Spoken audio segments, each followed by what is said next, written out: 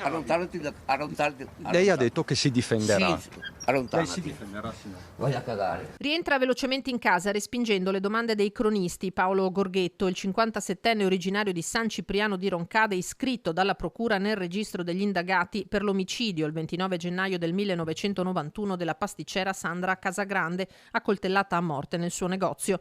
A Cendon di Silea, zona Case Popolari, dove Gorghetto vive, lo stesso figlio non vuole saperne della vicenda che ha improvvisamente travolto il padre. Non ero neanche in atto per questo evento qua, ho appena letto sull'articolo del giornale, io che cazzo vuoi che ne sappia? Tensione, arrivano polizia locale e carabinieri, poca voglia di parlare anche tra i vicini che si tengono alla larga da questa storia. È solo ciao, salve e arrivederci. Ma che lei sa che poi carabinieri di recentemente? Sì, li ho visti, sì. Quando?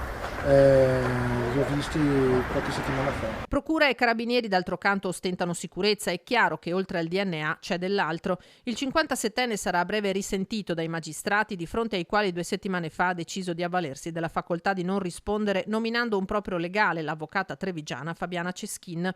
L'uomo, poco più che 20enne all'epoca del delitto, si professa innocente, ma per gli inquirenti dovrà essere in grado di spiegare come mai il suo sangue è stato trovato sulla scena dell'omicidio, in particolare su una tenda insieme a quello della vittima, uccisa con 22 coltellate. Per avere la certezza che il suo DNA coincida con quello estrapolato nel 2007 dall'Università di Padova dalle tracce biologiche prelevate alla pasticceria Due Torri, il prossimo 29 maggio scenderanno in campo gli specialisti del RIS, chiamati a confrontare i profili genetici disponibili. Quello di Gorghetto è stato nuovamente isolato attraverso il prelievo effettuato l'8 maggio, ma in banca dati nazionali già c'era per un reato commesso nel 2016. È da lì che è arrivata la segnalazione di un codice genetico compatibile, grazie al fatto che la procura sul caso Casagrande ha sempre continuato a lavorare, salvo incappare in un ostacolo imprevisto. Gorghetto infatti ha un fratello gemello, il DNA ritrovato a Roncade sarebbe potuto appartenere anche a lui.